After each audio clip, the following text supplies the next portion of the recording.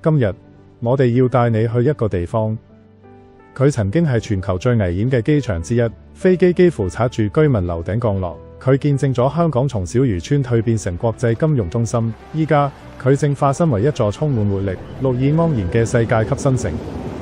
呢個地方就係啟德。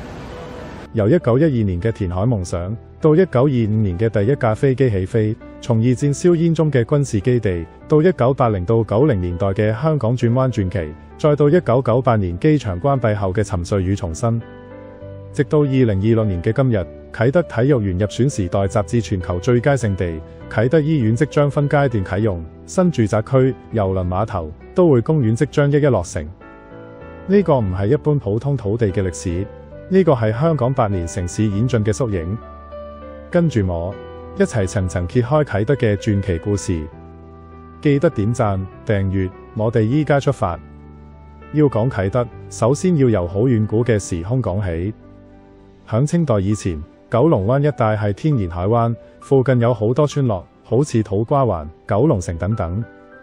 有一條叫龍津河，又叫做龍津溪嘅天然河流，由獅子山一帶流出，注入九龍灣。呢條河見證咗香港早期嘅農業同漁業生活，村民響河邊種田、捕魚，河水滋養咗周邊土地。19世紀，中英南京條約之後，香港開埠，維多利亞港成為咗貿易樞紐，九龍半島被割讓，九龍灣嘅戰略價值逐漸顯現。但真正改變呢片土地命運嘅，係20世紀初嘅兩位華人企業家，何啟爵士同埋歐德先生。1912年，佢哋成立咗啟德營業有限公司，集資填海，計劃響九龍灣北岸打造一個高級華人住宅區啟德濱。名字取自兩個人姓名嘅啟同埋德，寓意開啟美德。呢個決定係當時華人主導嘅大型填海項目，充滿雄心壯志。佢哋希望建成花園城市，有寬闊嘅街道、優美環境，遠離喧囂嘅市中心。可惜好夢難圓。受一戰影響，經濟波動，加上1920年代香港大罷工，項目資金鏈斷裂，公司倒閉，填好嘅土地荒廢響嗰度，好似一塊等待命運轉折嘅空白畫布咁。呢段故事話俾我哋知，啟德嘅誕生源自華人企業家嘅遠見，但係卻因為時代動盪而擱淺。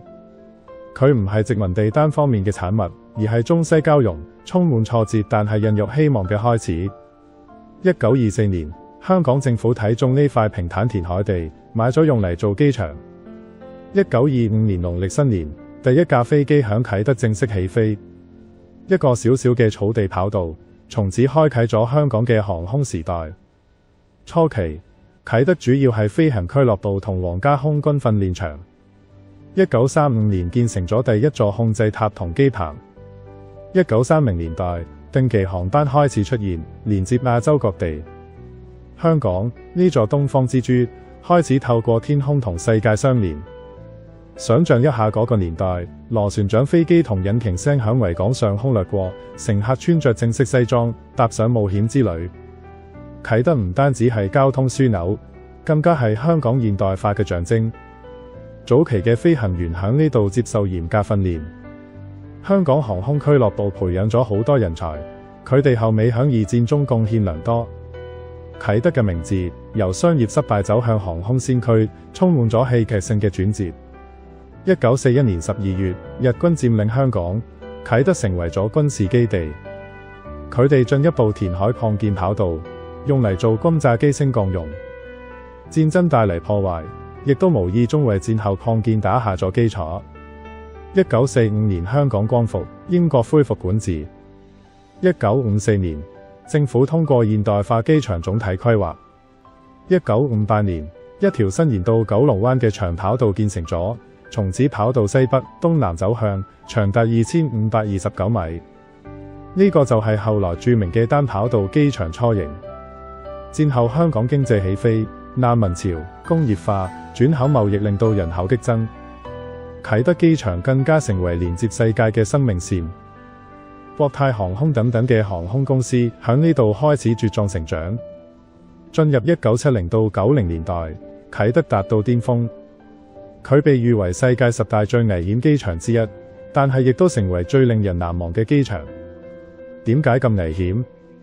因為跑道俾群山圍繞，飛機必須由維港上空低飛，經過九龍城密集嘅高樓，然後響棋盤山前急轉45度對準跑道降落。呢個就係著名嘅香港轉彎，或者可以叫做心臟病轉彎。高度往往低於150米，乘客可以清楚咁睇到下面民居嘅山同埋天台啲電視天線，仔細啲仲可以連居民嘅樣都睇到埋。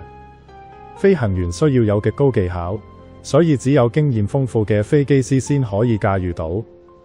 好多人咁講，成功降落啟德就好似完成一次極限挑戰。1993年，一架中國航空747客機響雨天衝出咗跑道，機頭插入咗維港，好彩無人死亡。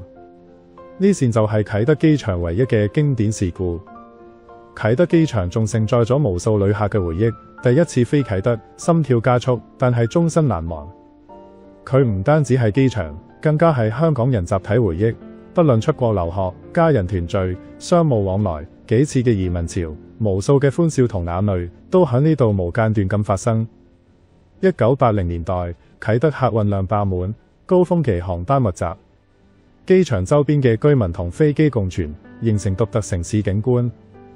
國泰、華航等航空公司喺呢度書寫咗輝煌篇章。啟德見證咗香港從製造業轉型到金融中心，回歸前嘅繁榮。對老一輩香港人嚟講，啟德關閉就好似告別咗一個時代。1998年嘅7月5日凌晨，當最後一班飛機起飛，跑道燈光熄滅，標誌住73年嘅航空史嘅終章。但呢個並唔係結束，而係一個新開始。機場遷移到赤鱲角之後，320公頃嘅土地空置咗。政府之後推出咗東南九龍發展計劃，後尾改名為啟德發展計劃。經歷多次公眾諮詢、司法覆核之後，2007年最終方案通過咗，打造住宅、商業、休閒、體育綜合新區，總投資超過1000億港元。2013年，啟德郵輪碼頭率先開幕，迎接國際郵輪。基礎設施逐步推進，道路、排水系統、改造舊啟德明渠，變成咗河道，區內冷卻系統等等都開始發展。呢個時期，啟德好似沉睡咗好耐嘅巨人，等待重生。時間嚟到2026年，啟德已經徹底咁蛻變。啟德體育園依家已經成為咗核心亮點，5萬個座位嘅主場館配上可伸縮屋頂、座椅冷卻系統，現代化建築嘅球體外觀，響陽光下由金屬藍變幻到夕陽粉。已舉辦咗 Coldplay 演唱會、香港7人欖球賽等等盛事。2025年全運會核心場館，入選時代雜誌2026年全球最佳勝地。佢成為機場關閉後沉寂嘅海岸，重新注入咗活力。啟德河東河西嘅住宅區陸續入伙，可容納大約9到15萬居民。智慧城市元素齊備，區內冷卻系統每年減碳近10萬噸。環保連接系統依家規劃中，屯馬線啟德站、宋皇臺站好易就可以到達。啟德河畔改造為綠色走廊、休閒步道環繞。都會公園即將落成，遊艇中心、水上運動中心等等嘅休閒設施完善咗。郵輪碼頭持續擴展，2026年計劃響郵輪碼頭增加機場預辦登機服務、無縫連接，等旅客可以輕輕鬆鬆出發。2023年9月，大型商場嘅勢正式開幕，跑道區嘅多個私人屋苑亦陸續開賣同入伙。而新啟德急症醫院預計響2026至2027年分階段啟用，提供咗2400張床位，成為東九龍醫療樞紐。商業地段吸引投資、辦公、零售、娛樂一應俱全。從填海失敗嘅啟德濱，到全球最危險機場之一，再到可持續嘅城中城發展。啟德用咗100年時間，完成咗華麗轉身。佢體現咗香港人永不言敗、創新適應嘅精神，亦都見證咗一國兩制下城市發展嘅新篇章。啟德嘅歷史話俾我哋知，每一次嘅挫折都係重新機會嘅開始。從何啟、歐德嘅夢想去到今日嘅啟德新城，從飛機引擎、光明星到體育場裡面嘅歡呼聲，從危險跑道去到綠色智慧社區。2026年嘅啟德，正朝住宜居、商業、旅遊嘅目標繼續前進。佢唔單止係屬於香港，更加成為咗大灣區甚至全球嘅亮點。你有冇啟德嘅回憶？係第一次飛呢度嘅緊張刺激，定係如今響體育園睇演唱會嘅激動？歡迎響留言區分享。如果你喜歡呢段影片，請點讚、轉發、訂閱。